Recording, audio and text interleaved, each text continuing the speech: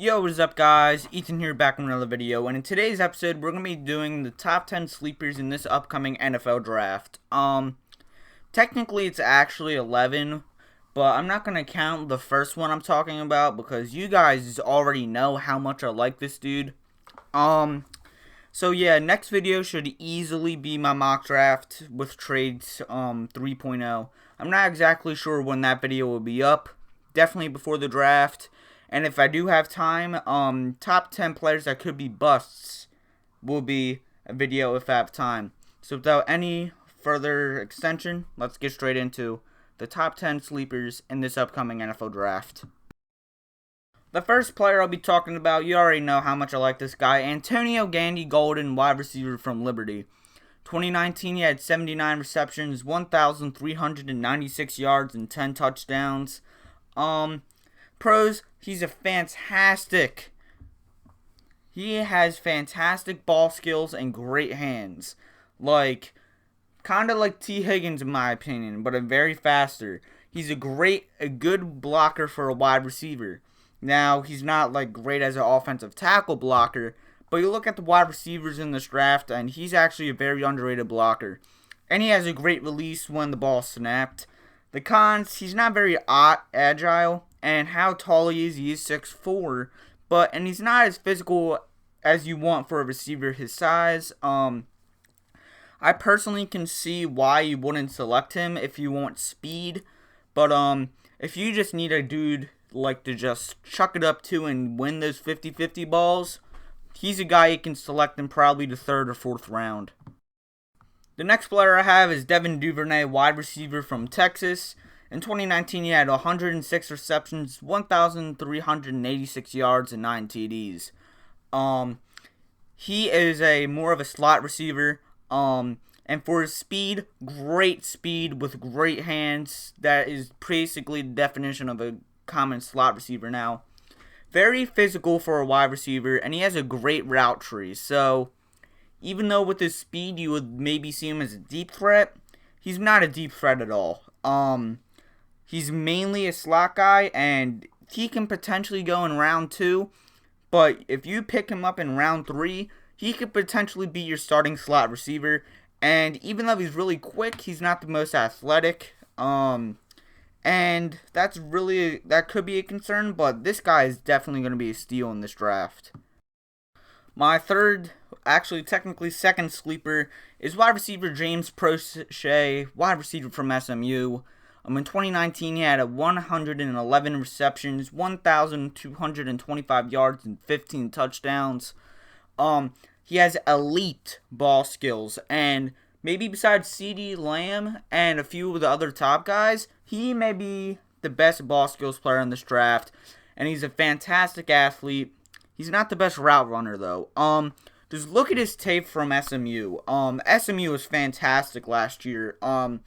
I'm pretty sure even at one point their number ranked 15 in all of the nation, and he was probably the main reason for that on the offensive side of the ball. Very underrated receiver, and I think he would be a perfect fit for the Eagles or something like that. So James Prochet, really good wide receiver. With our third sleeper, we have Darnell Mooney, wide receiver from Tulane. In 2019, he had 48 receptions, 713 yards, and 5 TDs. I know with the font this had, for some reason it didn't have 4. That's why it's like that. He's one of the fastest wide receivers in this draft. He, I think, ran a 4.38 at the combine, really fast. And after he catches the ball, probably one of the best wide receivers in this year's class after the catch. He catches the ball, and you can probably not tackle him. But a con is he has a very thin frame as a wide receiver. But if you really want a deep threat speed guy, you really don't need a big frame for him. It would be nice, but you really don't need to. And Darnell Mooney is projected to go around in the 4th and 5th round. He is going to be, I think a good comparison on a speed receiver from last year that I think he could be is definitely Darius Slayton. And the last receiver I have on this list is Van Jefferson, wide receiver from Florida. In 2019, had 50 receptions, 657 yards, and 6 touchdowns. Pros, great route runner, great hands, and can catch in traffic well. The cons, he had a lack of production at Florida, and he's older for a rookie. And also, to add to that first con, he transferred to Florida from Ole Miss because he didn't have good production at Ole Miss. So, really wasn't productive. But, if he goes to a team that is, like, really bad or just needs a receiver bad, I can definitely see him fitting there. Like, a good example is the Dolphins. Besides, Preston Williams and Devontae Parker, you really don't got a wide receiver. Lack of production is definitely going to be a big thing during this year's draft, but, I think he's very underrated. Now we have the only quarterback on this list, and that quarterback is Jake LUTON, quarterback from Oregon State. In 2019, he had 2,719 yards, 28 touchdowns, and 3 interceptions. That's just a fantastic ratio. Pros, he's super tall for a quarterback as he is 6'7". In college, he had a great passing efficiency, and he has great footwork for a quarterback. The cons, he doesn't have a weak arm, but it's just an average arm strength, and he often goes to the check down. If you don't know what the check down is, it's basically like the number one option that's really short. Since with his average arm strength, he really doesn't take shots. Maybe that's why he doesn't have that many interceptions. But if he learns to go deep and do it well, I can definitely see him being a really good backup quarterback in the league. My next sleeper is PEART, offensive lineman from UConn. His pros, great movement for offensive line, great size, and a great frame. His cons, he can be very inconsistent, not very inconsistent, but he can be inconsistent at times. And his hands and balance they definitely can do some work.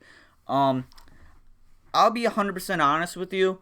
Ian Rappaport tweeted saying all the mock drafts are like crazy, and it's not even close. I can personally see PEART sneaking into the first round. Yes, the first round.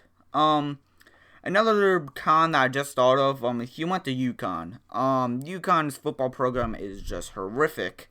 But I think if he went to like a bigger school in the American, like SMU, Tulane, UCF, Temple, etc., I think he would be way higher on some people's boards. Next player we have is Netane Mutai, offensive lineman from Fresno State. Pros, great power for interior offensive lineman. He's a fantastic athlete, and he has really good blocking, really good timing on blocks, but the only con I've really seen on this guy is he's super injury prone. And another thing is Fresno State, kind of a small school.